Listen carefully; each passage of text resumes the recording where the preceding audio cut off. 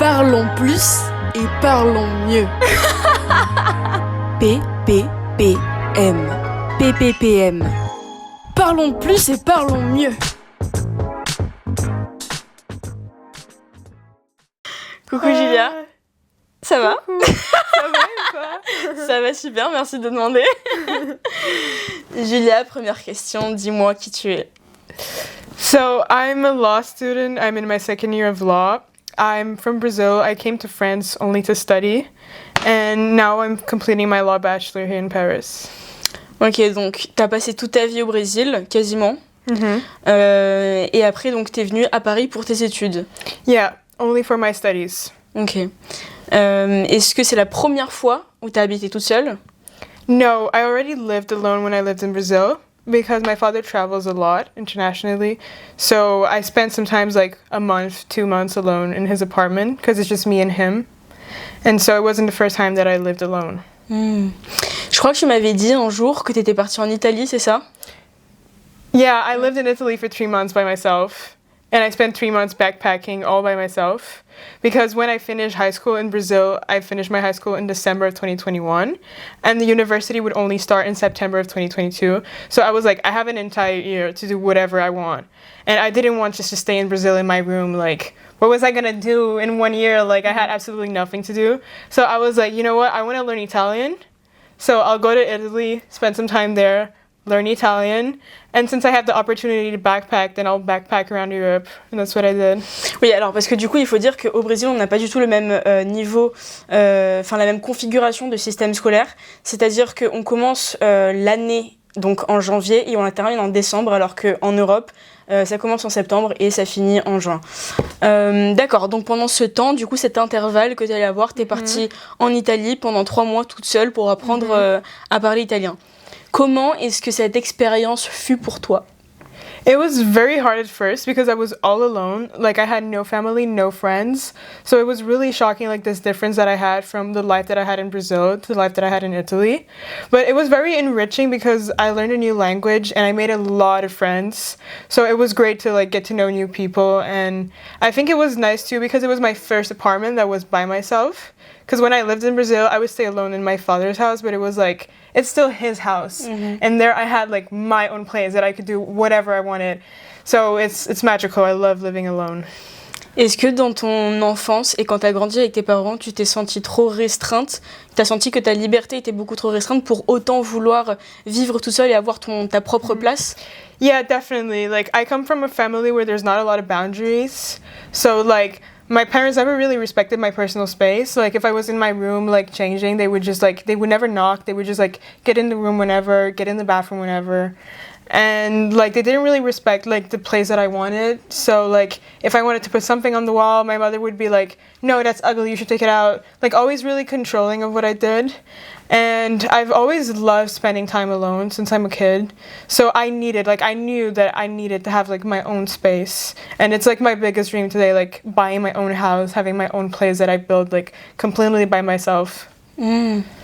Est-ce que tu penses que au niveau de ta personnalité, ça a eu un impact parce que tu t'es sentie quand même limitée dans l'expression de toi? Donc par exemple, tu disais que ta mère pouvait pas te laissait pas mettre des posters dans ta chambre. Déjà de 1, est-ce que tu arrivais à exprimer tes limites? Est-ce que tu avais peur? Est-ce que tu avais peur des conséquences? Est-ce que tu le faisais et elle écoutait pas? Comment est-ce que ça se passait? I'm very stubborn. So, like, since I was a kid, I was very stubborn. So there was a lot of conflict in the family. Like, I remember when I was 5, I wanted to go to this party, and my mother wanted me to go with one dress. And she was like, Julia, you have to wear this dress. And I was like, I hate this dress. I'm not going to wear it. She was like, you have to wear it. And I was like, I will not wear the dress. And my mother, at some point, she was like, if you don't wear the dress, you're not going to the party. And I said, I am not going to the party. Wow. I will not go. And I think I didn't go. I don't remember if I ended up going with my dress or if I didn't go. But I was like, I am not going. Like, I'm very stubborn. Okay. And so I think it was hard for my parents to raise me when I was a teenager because I always did what I wanted to do. And, like, they knew that if they tried to stop me, I would do it anyways. So, like, that didn't limit them at all. And I remember now that I'm 20 thinking, like, I was 17, like, backpacking by myself. Like, I was a kid, like how did my parents allow this? But I know that like they obviously allowed, because even if they didn't, I would just find a way to like run away. So yeah, I've been always like very stubborn and they didn't really have a choice. Tu penses que ça vient d'où ce trait de caractère? I think it comes from both my parents, because both of them are very stubborn people. My father in particular, like he's Italian, and like he really reminds me of like The Sopranos, like those American Italian families. Like he's like a very masculine man, and he's very like, if I want this, I'm gonna ask for it. And so it definitely came from the fact that like they're this way. And so it's just kind of either genetic or because I'm inspired from them. Et donc ça a dû être la Troisième Guerre mondiale tous les jours, quoi. Parce qu'avec des gens aussi stubborn, genre à un moment donné, faut trouver un consensus. Yeah, no, definitely. It was a very like conflictual. Like my parents would fight all the time. Ta mère aussi était très stubborn?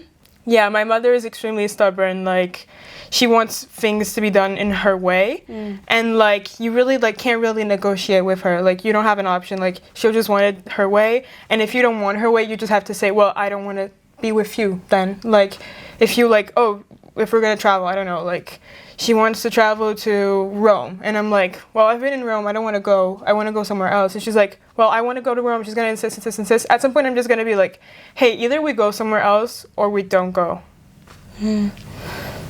Avec tous ces traits de personnalité quand même assez incompatibles, quelle relation tu avais avec tes parents? Est-ce que c'était toujours très conflictuel? Est-ce qu'il y avait des moments où vous entendiez? Est-ce que tu étais proche de tes parents? Quelle était la relation que tu avais avec eux? So, with my mother, it has always been very conflictual because has always been like very demanding of me since I was a kid. I started riding horses when I was 5, and she wanted me to be like an Olympic champion. She was like putting me a lot of pressure for me to be a good rider. And it was awful because I love horseback riding, but it was just like too much pressure. So I didn't have vacations. So like I would compete every weekend. Every vacation that I had from school, I would have to go somewhere to ride horses. So I wasn't like a normal kid. Like I couldn't just like go on vacation, do something in the weekends. Like I had to be doing horseback riding all the time. And it just like pressured me so much that it completely like ruined our relationship. And like, yeah, it's complicated. Like I don't talk to her anymore because it's just like so demanding and it's just so vampirizing being with her that I just decided that I couldn't anymore. And with my father, I have a good relationship with him because we have very similar personalities. Like he's like me if I was a man. So like we get along very well because we're just like the same person. So like we speak the same language and he's great. Like whenever I need advice, he always knows how to say the right thing. Like it doesn't matter what's the subject. Like in my love life, when I'm sick, like whatever I'm going through, he knows what to say. And it's just like, I'm so grateful that I have him. I like can't live without him. Comment est-ce que ta mère te mettait la pression quand tu faisais justement du cheval, de l'équitation? She would like oblige me to go ride in like certain periods. So like for example, when I was on vacation, I did not want to go to like stable in the middle of nowhere in France to like ride horses. I wanted to like go on vacation. I don't know, like stay in Rio, go to the beach, like have a normal kid vacation. But she would force me to go. And so what would happen is that I would go to those places, stay there 3 days, and then call her like crying, being like, Mom, I don't want to be here. Please pick me up. Please pick me up. Like take me out of here. And then like she would pick me up because I would just like insist a lot. But it happened like, I can remember at least like 3-4 times where this happened. Like she took me somewhere and I went there, I tried working there, like I did the effort. But at the end of the day, I didn't want to be there. I would ride the horses. And then in the afternoon, instead of like taking care of the horses, I would just spend like watching Netflix like the entire afternoon. And so I wasn't really like enjoying the experience. And I can definitely see how that affected into who I am today because I put a lot of pressure on myself when I work. And I think that it's a consequence from the fact that when I was a kid, I had a lot of people putting pressure on me to perform, to have a good performance. Tu penses que sur quels autres domaines les gens t'ont mis la pression pour que justement tu fasses une bonne performance, pardon? My mother is also like she used now like I don't talk to her anymore, so I can't say like she's critical of my appearance. But growing up, she was very critical of my appearance. So like she would be like, oh, like you should be skinny, like be very skinny. And I was already very skinny, but like she was always like, oh, be careful if you eat this, like you're gonna get fatter. And it was like, when I look at the pictures, I was extremely skinny. Like you could see my bones, like my ribs.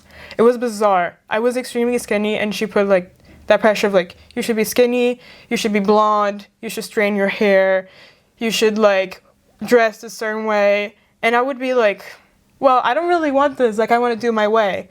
And she would fight me.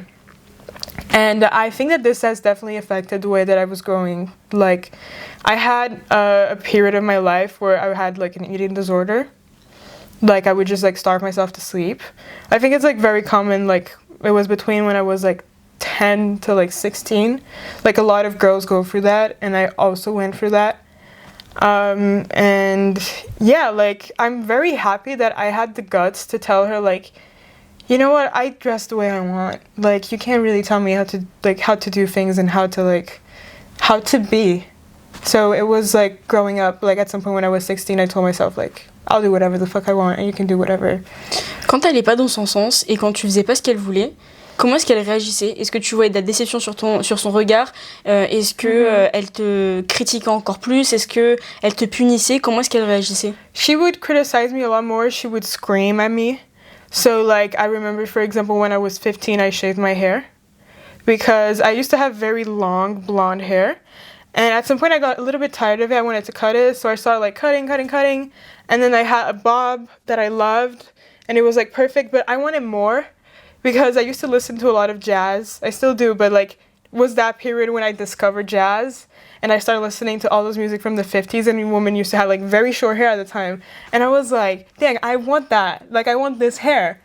And so I went to the salon, I shaved my hair, and my mother, she went absolutely nuts. Like, she said that I was ugly, that I was looking like a boy. She stopped giving me money. Like, at that time, I had, like, a credit card that I could use. And she, like, completely took that away from me. She would just, like, if I needed to buy bread, she would give me money for bread. Like, she became very controlative. And I remember this one time that I showed to my father that I had shaved my hair. And he was like, I like it. I think you look beautiful.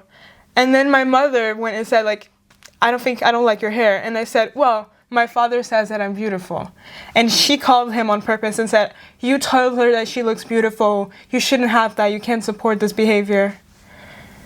Comment tu t'es sentie après? Est-ce que tu as été fière? Parce que j'ai limite l'impression que c'était un acte de rébellion contre ta mère. Comment est-ce que tu t'es sentie? Est-ce que tu t'es sentie awful, genre une fois qu'elle a vu et qu'elle a dit t'es moche, etc. Ou alors est-ce que tu t'es sentie encore plus fière de toi? Yeah, I felt a lot more proud of myself. I felt so free.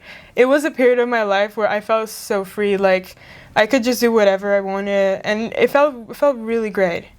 And the way that I deal with the situation is that I moved out of my mother's house and I moved to my father's house. Quand t'avais quel âge? When I was 16. D'accord. So I moved out. I told her, like, I can't be with you. Like, this is impossible. So I moved to my father's house. And then, like, I really limit the contact with her. And so she couldn't really, like, reach me the same way. And yeah, it was like a good moment for me to be like, I need to grow up. Comment fut la séparation? Comment est-ce que tu t'es dit demain je prends la décision de partir et de vivre avec mon père? Comment est-ce que ça a été cette confrontation avec ta mère? Well, it was really violent because it was something like, I can't stand you anymore, I'm leaving. And then I blocked her completely, like she could not talk to me. And then for many months, like she would try to talk to me through other people, like calling my father, and I would be like, I don't want to talk to her. So it was very violent, but it was also like, I needed this. Like I was very stressed living with her. Like my life was a nightmare. Like I could not stay in this condition. I feel like if I had stayed to my mother's house, I would probably have killed myself. Because I was under so much stress that would have been impossible to stay there. Comment se sont exprimés tes troubles du comportement alimentaire entre tes 10 ans et 16 ans? Well, it's kind of interesting because I would never be happy about my body. I would either think that I was too skinny or too chubby. But it's funny because in Brazil, the stereotype of like a hot woman is not the same thing as it is here in France. Like it's usually like you have to have like a big ass, big thighs, like really like hourglass shape, big boobs. And I was a kid, like I was still developing, so obviously I didn't have like big boobs and like a big ass and like a hourglass shape because I was still a kid. But in my head I was like, no, like I need to work on this body. So I would go to the gym and like work out for like 2 hours. I would be like very limiting with my food. And then when I started getting some weight, I would be like, no, but actually like I need to like get skinnier. Like it would be like I was never happy about the way that I looked, and I just like tried very, very hard. And during the time that I shaved my hair, that was a time where I learned how to gain confidence in my own body, because a lot of people didn't like that I shaved my hair. A lot of people were like, why would you do that? Like, you look like a boy. And I was like, because I like it, because it's my own hair. Like, it was funny. There was this time this bald guy that came to me that was like, what did you do to your hair? And I was like, what did you do to your hair? What happened? Ah, génial, j'ai adoré la réponse. Like, people were very critical. Like, they thought that because like I had shaved my hair that I was a lesbian and that I necessarily like did not like men anymore. And so because I was like, I had that much confrontation of like, you don't look good, I had to like have the balls to say, you know what, I look good, I like myself, like I love myself, and like it's not just the way I look that matters, it's like how I'm becoming a better person. So it was during that moment that I had this shift of like starting liking myself. Est-ce que tu penses que ta mère avait elle-même des troubles du comportement alimentaire? I'm not sure because she never really talked to me about it, but like my mother was a model in the early 90s. So like I think that definitely like that shaped her as a woman and like her idea of appearance, because you know like the 90s were really that period where it was like cocaine chic, you have to be like very, very, very skinny. And so I think that probably what happened is that like she experienced that pressure like at work. And so she thought that I should look that way and that she needed to do that with me. And I think it was like not that something that she wanted to do like consciously to hurt me. I think that she just thought that that was like the best way I could look, or like she just wanted me to be like her. Like she had really this attachment for me to look like her. So for example, I remember something she said that really hurt me, that she has a lot of clothes. She loves fashion just like I do. And so she was like, look, those clothes don't fit me. Like if you want, you can have them. And I was like, okay. So we did like those fittings of like trying plenty of her clothes, and they wouldn't fit. And she was like, oh, those jeans don't fit you, but like, how much are you weighing right now? And I was like, well, but when I was your age, those jeans fit me.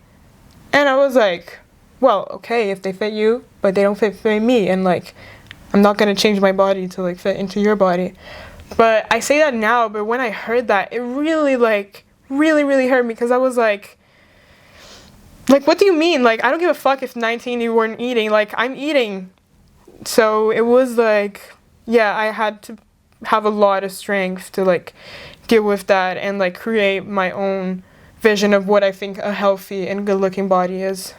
Mais c'est curieux parce que justement, je me dis que c'est limite contradictoire, parce qu'au Brésil, on a justement ces critères de beauté où tu dois avoir des formes, et que limite être très mince, c'est pas dans les critères de beauté de là-bas.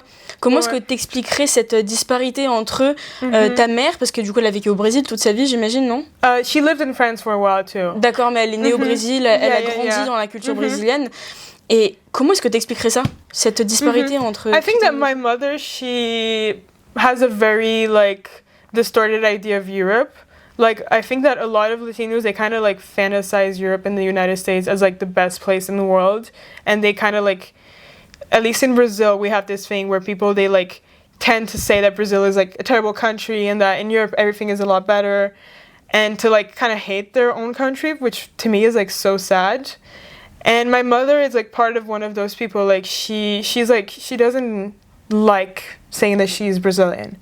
Like she doesn't tell people that she's Brazilian. Like sometimes she's like, she likes to dress like as if she was like a French woman, and like she straightens her hair, she dyes it blonde, like she keeps it to look like an average white woman. Mais parce que tu crois qu'elle a honte de ses origines et de dire qu'elle vient du Brésil et qu'elle est brésilienne? Yeah, I think so. I think that because my mother grew in a very like low middle class like social circle, and she ended up like making more money more because of my father. Like my father could like help her with like whichever she wanted. Like she was pretty much like a sugar baby.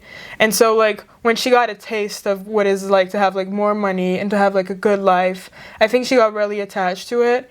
And so she kind of wanted to like I don't know, like separate herself. Like, oh no, I'm no longer that person that was born in São Cristóvão. Like I'm like a white like European woman and just become someone else.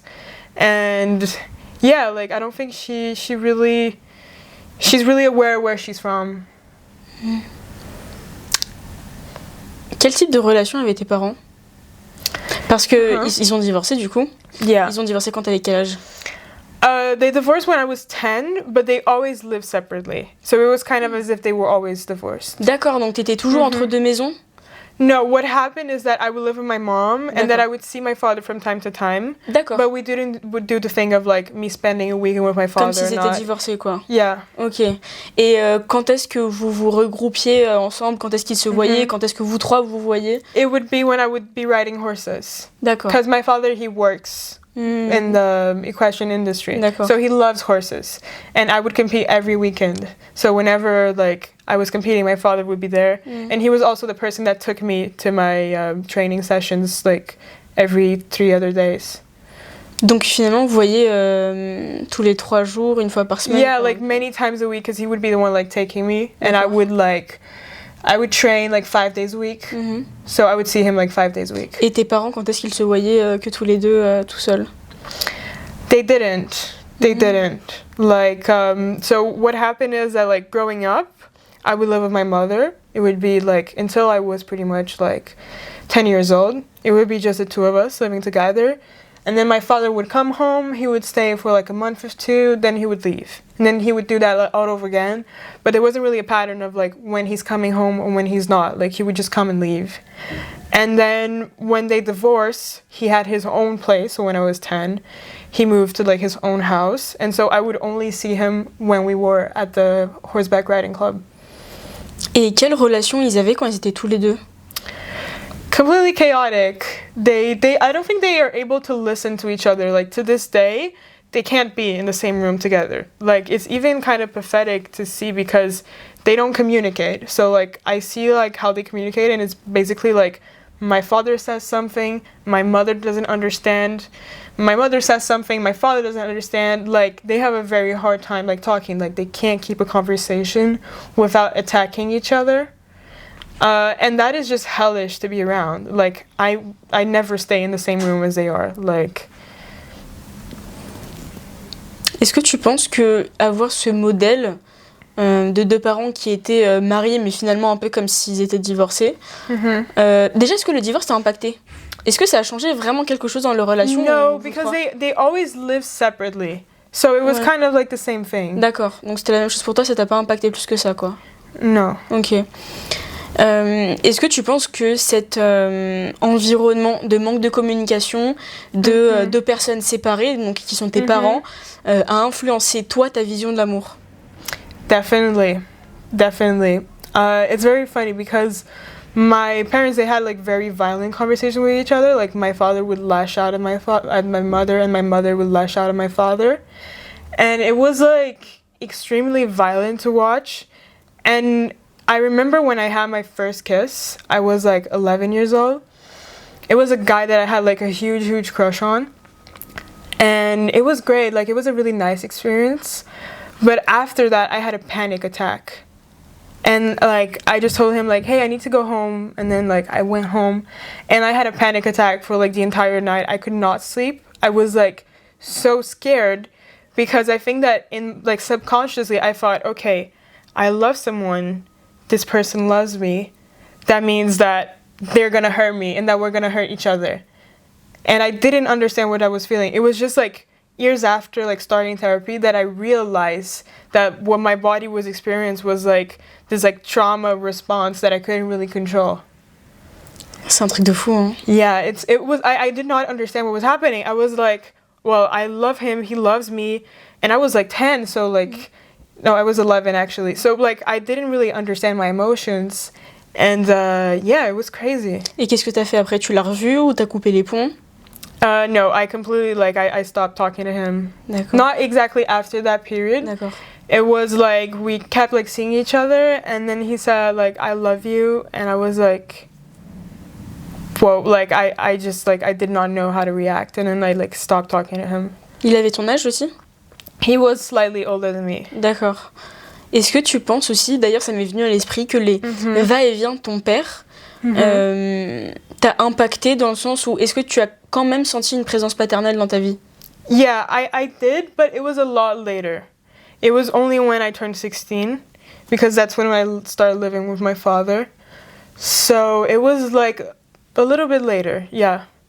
But I think it definitely made me, up until when I was like maybe 16, 17, that's when I started having like my first relationships. I didn't really like, I had a bit of a complicated view of men. Like I didn't understand their language. Because I also have an older brother, and we also don't have a very easy relationship. Like it's very tense. He doesn't really communicate, and like I try to communicate with him, but he doesn't really like do an effort because he's a very closed off person. Like he has a bit of like this toxic masculinity, like he wants to show that he's tough. And so like I try to talk to him, but he doesn't really open up, and I kind of just gave up on like having some sort of communication because he doesn't want to. And so like when I try an effort is really like just myself. And it just made me like not understand men. It was like what is this? Like I think it definitely impacted me in that way. Il a quel âge ton frère? He's 20 years older than me. D'accord. Et donc vous avez pas vécu ensemble quand tu vivais avec ta mère ni avec ton not at père? all. Yeah, and also because my father is Swiss, and so he had first his family in Switzerland, and then he divorced and moved to Brazil. And then many years later, that's when he met my mother. D'accord. And so it was kind of like he had two separate families. Et donc ton frère vivait où pendant ce temps? En Suisse? He lived in Switzerland, yeah. Ah, d'accord. Quand il avait quel âge? Il est parti quand il avait quel âge? He lived there like his entire life. Ah waouh, d'accord. Et vous voyez quand du coup? Like almost never. Ok. Like, I don't know, every 5 years, maybe. Donc ça veut dire que t'avais comme figure masculine, même pas ton frère, parce que vous voyez pas, mais ton père, mais qui quand même des fois était très absent avant que t'ailles habiter avec lui. Et est-ce que à partir du moment où t'as habité avec lui, c'est devenu une figure paternelle? Yeah, definitely. Ouais. Because when I moved out of my mother's house, what I did is that like I just like wanted to escape. Like if I didn't have my father, I think I would probably have like, I don't know what I would have done. Probably lived alone. Probably like find a guy, like a boyfriend that would like finance me, or like start working a job. Like I would definitely have found like my escape. But I was lucky that I had my father that could like support me financially. And so what I did is that I called him and I said, hey, I need to live with you. Like with my mother is like impossible. And then when I saw him, like I had a very serious conversation with him. I said like, look, for 16 years of my life, you did not take responsibility for me. I need you right now. Like I need you to take responsibility for me right now. Because if you don't, I don't have a place to live and I'll be in deep shit. So I need like, I'll go through like hell. Like I need you to get me out of this. And that's a moment where I think he like really took the position of being a father. Comment est-ce qu'il a réagi quand tu lui as dit ça? He was like, okay. It was like, he just understood it immediately. He was like, okay, I'll take care of you. Wow. Est-ce qu'il avait retrouvé une femme? No. Non. Il était donc tout seul à ce moment-là. Yeah. Ok. Putain, c'est fou. Et comment ça a été vivre avec ton père? Est-ce que ça a été du jour au lendemain l'enfer au paradis? Est-ce que ça a été compliqué au début de vivre qu'avec lui? Comment c'était?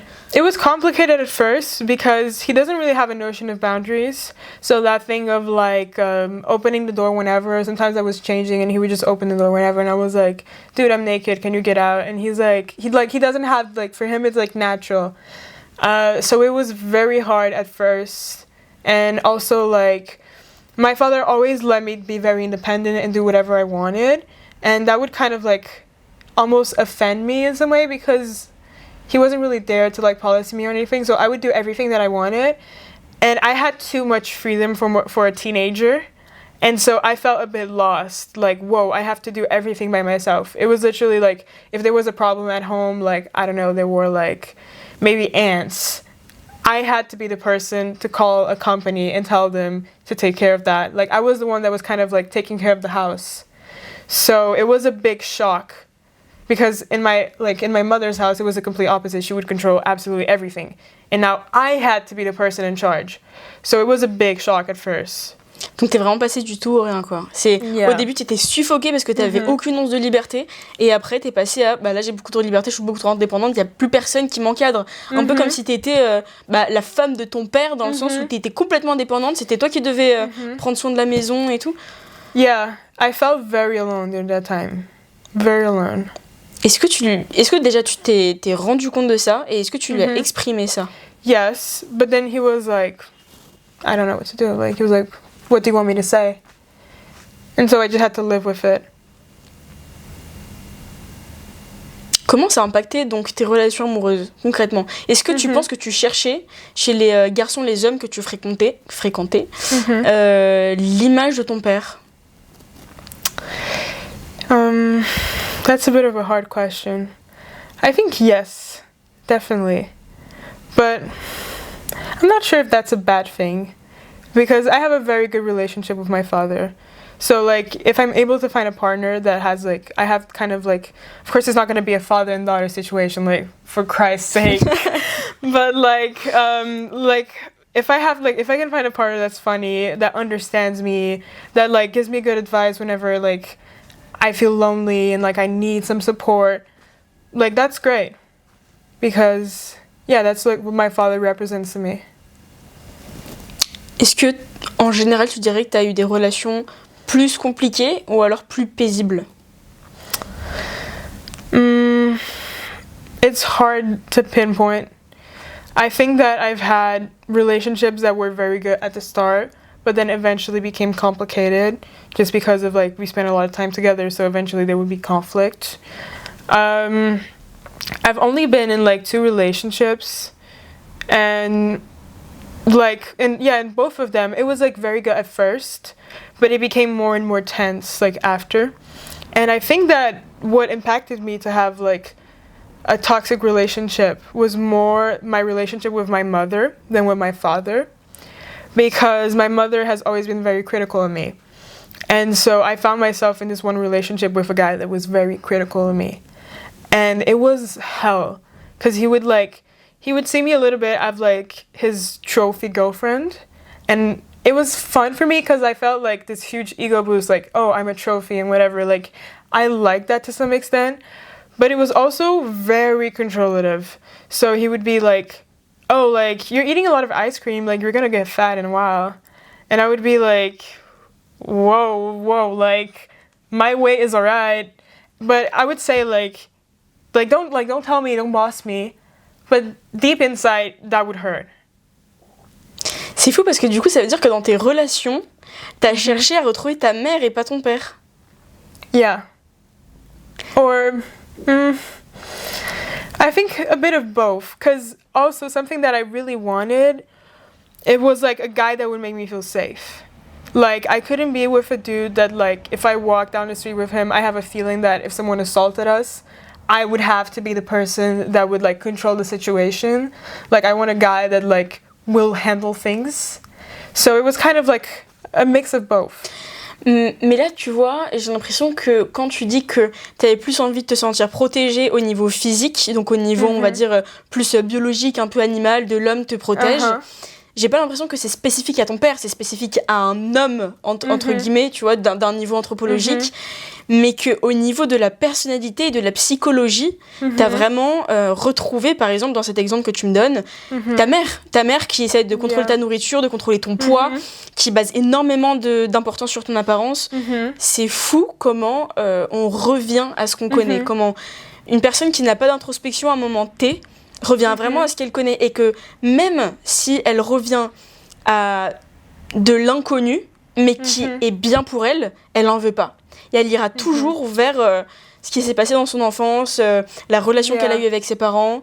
Et c'est dingue, quoi. But that's all of us. Oui. We're all like that. Like, we always want what's familiar, not necessarily what is healthy for us. Exactement. Because we're, like, very, like, animals of habit, so like we need to have something that remind us of the same thing, and like we want the familiar. So when you grow with something, like the example that you have is toxic, you will be attracted to that thing and not to like whatever is good for you.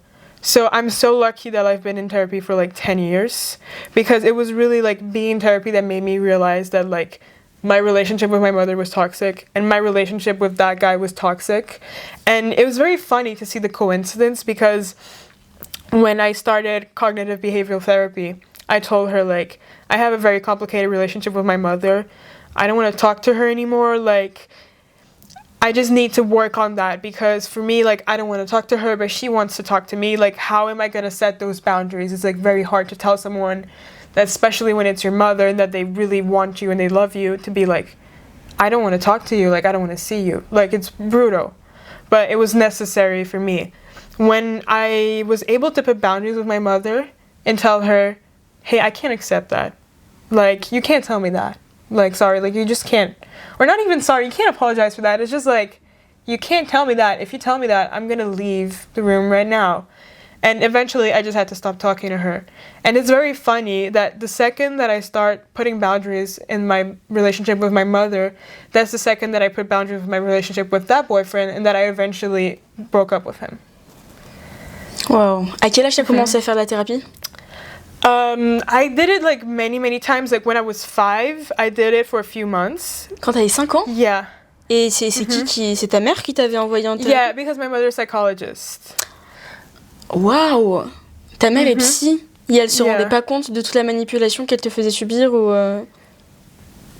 C'est Or I don't know. I don't know if she knew what she was doing and she was doing on purpose. I think maybe she was doing it on purpose. Like she was manipulating me because she wanted to.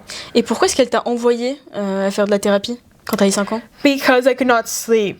I had a lot of nightmares, and I think it was probably linked to like either like sleep paralysis or like PTSD. I could not sleep. I was like. Pourquoi PTSD? Because my parents would fight a lot. D'accord. And so it just created this environment of like chaos. And so I think that maybe the nightmares that I was experiencing was just a consequence of what I was living in my day-to-day life. And so I had those like very brutal nightmares, and I told my mother like, I can't sleep, it's awful. And she was like, okay, I'm gonna send you to a therapist. And I worked with her for a few months, and then I eventually stopped having those nightmares like during that period of time. And then when I was 10, I got back to therapy because I was riding horses and I had a lot of pressure on me. And so I had this repressed anger. I was extremely angry and I did not know why. And it was working in therapy that I realized that there was just like too much pressure on me and that I needed to change that. And so I started when I was 10 and then I continued to this day. Est-ce que tu penses qu'aujourd'hui, tu arrives à identifier les gens qui sont un peu comme ta mère dans le sens cette manipulation? Est-ce que tu as plus de facilité à découvrir et à te retirer de la situation? Ou est-ce que c'est toujours une zone de confort dans laquelle tu t'engouffres même si c'est pas bon pour toi? No, I think that I'm pretty good at spotting liars because my mother would lie a lot. And so I had to learn as a kid to know when she was lying and when she was not lying. Comment est-ce que tu savais? It's a facial expression. When someone is lying to you, usually sometimes like it depends on the liars, because some people, they will exacerbate things to like seduce you and to make you believe that they're not lying. And some people, they will omit things. So you ask them a question and they're like not really going to answer. They're going to like get very tense. And so I think that it made me like be very good at spotting liars. And no, I don't like having liars around me. Like as soon as I have a friendship where I realize that that person is being fake or just like being toxic, and then I can't, like, I immediately like retrieve myself and I'm like, okay, this is not a friend. Est-ce que grâce à la thérapie, t'as appris à plus te connaître et donc à changer les relations que tu as avec les hommes? Yeah, definitely. And not just with men, like with people in general. Because when you're in therapy, like you're confronted to yourself. Like you don't really have an option to be like, oh, I did this, but you know, like it doesn't matter. Like, no, it does matter. And so it definitely changed my relationships with like my friends as well. Because like sometimes I would go to therapy and I was like, oh damn, that person did that to me and that was very rude. And then my therapist would be like, yeah, but what you did wasn't nice either. And I would be like, whoa. On n'est pas là pour faire mon procès à moi, en fait, mais son procès à lui. And then I was like, you're right. Like, I wasn't very nice. And then I would talk to them and be like, to my friend, and be like, hey, you know, I really messed up that other day. Like, I'm sorry. I'm not proud of what I did. Like, I really apologize. And then it made my relationships better. Donc t'arrivais à te remettre en question et après à savoir communiquer avec l'autre personne en face de toi. Yeah, because you're forced to. Like, your therapist is not gonna lie to you and be like, oh no, it doesn't matter. Like, it's alright. Non, pas forcément elle, mais toi tu peux te mentir à toi-même en train de te dire en sortant de la thérapie, non, elle avait complètement faux. Pour le coup, c'est l'autre personne qui a totalement fauté, tu vois. Il y a beaucoup de personnes qui se mentent à eux-mêmes et qui ont beaucoup trop d'ego pour l'admettre finalement. Oui, c'est vrai que j'ai une part de tort ou alors j'ai complètement tort. Yeah, but I was like, it was so logic. For me, it was rational. It was like, okay, I messed up. Like, I can't do that again. So I think that doing therapy really helped my relationships to learn how to communicate. Because communication is, like, so important in a relationship. Like, if you can't communicate, like, it's just gonna have, like, a lot of problems. And so, like, I really learned how to communicate and how to, like, express what I need. And I think it made relationships a lot easier to be able to be like, hey, like, this is not really satisfying me, like, we need to change that. Est-ce que, sur le court terme, ça t'a apporté plus préjudice dans le sens où les personnes avec qui tu avais une relation, ou tu commençais à avoir une relation, acceptaient pas tes limites et qu'ils partaient? Ou est-ce que justement ça a commencé à changer de type de relation et qu'ils étaient totalement respectueux, ils ont fait bah oui, c'est totalement normal que tu m'exprimes cette limite à toi et ce besoin? Yeah, it was like a natural filter. Because, like, when you've been in therapy for so long, like, you just gain, like, emotional maturity. And so, like, I can't be with a guy that has, like, absolutely no sense of his emotions, that is, like, completely detached. It's, like, at some point, it just doesn't match. Like, I can't be with someone like that because, like, we're not the same. And so at some point, it's, like, what are we actually doing if we're so different? Est-ce que tu penses que tu as réussi à pardonner ta mère? No. I don't think I forgave her for what she did.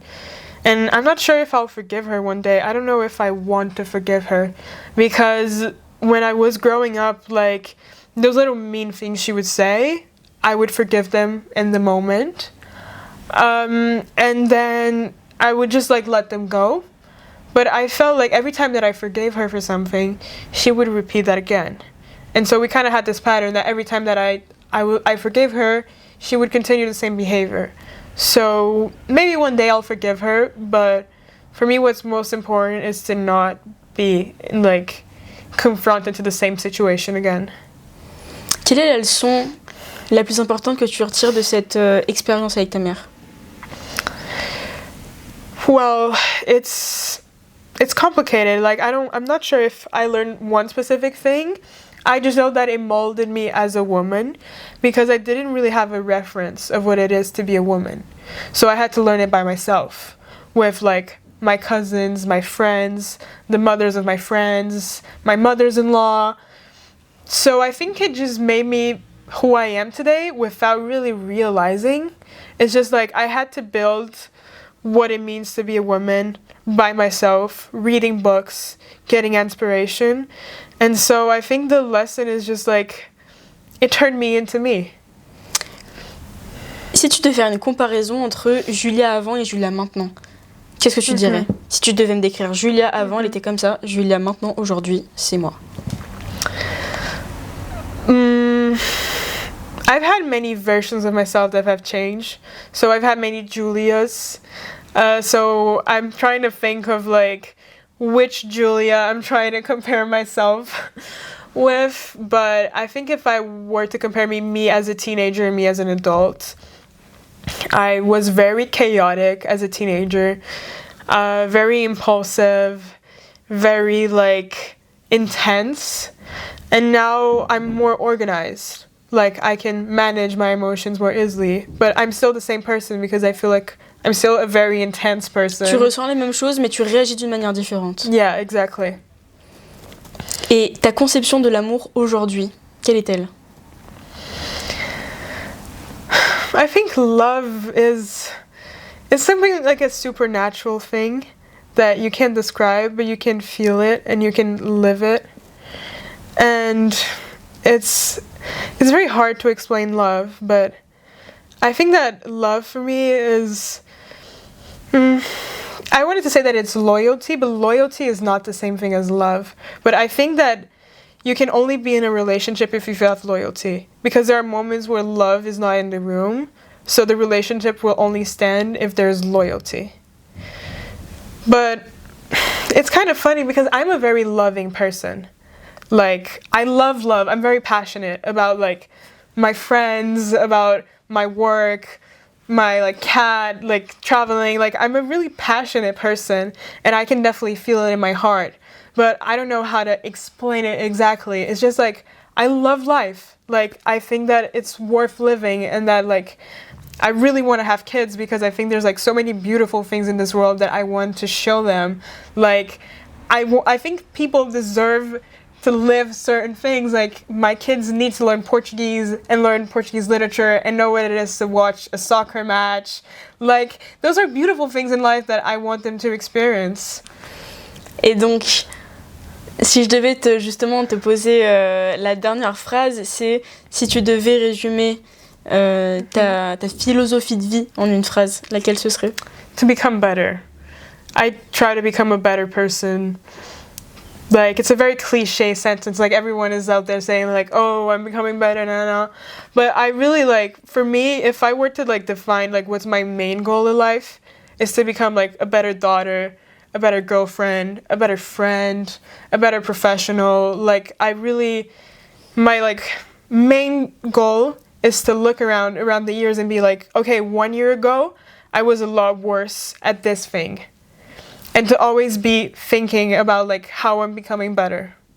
Donc tu prends quand même le temps des fois de t'arrêter et de smell the roses, c'est-à-dire de contempler ta victoire, de dire waouh, là j'y arrive et là je continue, ça me donne encore plus. T'es jamais frustré de je suis jamais assez, non. No, I have periods like that. D'accord. I definitely have periods like that because I, like, put a lot of pressure on myself. Qui vient de ta mère du coup, j'imagine. Yeah, completely. Like, I put a lot of pressure on myself. To some extent it's good because I end up doing a lot of stuff. Like, I put a lot of pressure on myself to do CrossFit because, like, for me, like, working out is very important. Like, I can't live without working out. I put a lot of pressure on myself to, like, have healthy, like, friendships and relationships. I put a lot of pressure on myself to be good at school. And so I have a lot of moments where I'm reflecting, like, am I doing this the right way or not? Tu penses que tu y arrives? It's a process. It's a roller coaster. Like, there are some days that I feel like I'm on top of everything, and there are some days that I'm like, I'm the worst person in the world. Mais c'est magnifique parce que je pense qu'on ressent tout ça au fond. Je pense que c'est quand même assez commun de se mettre autant de pression sur nous, d'essayer de faire plein de choses, de le faire parfaitement, et juste d'avoir des jours où tu te dis mais je suis une catastrophe, alors que si on devait comparer avec le nous d'il y a quelques années, c'est même pas comparable.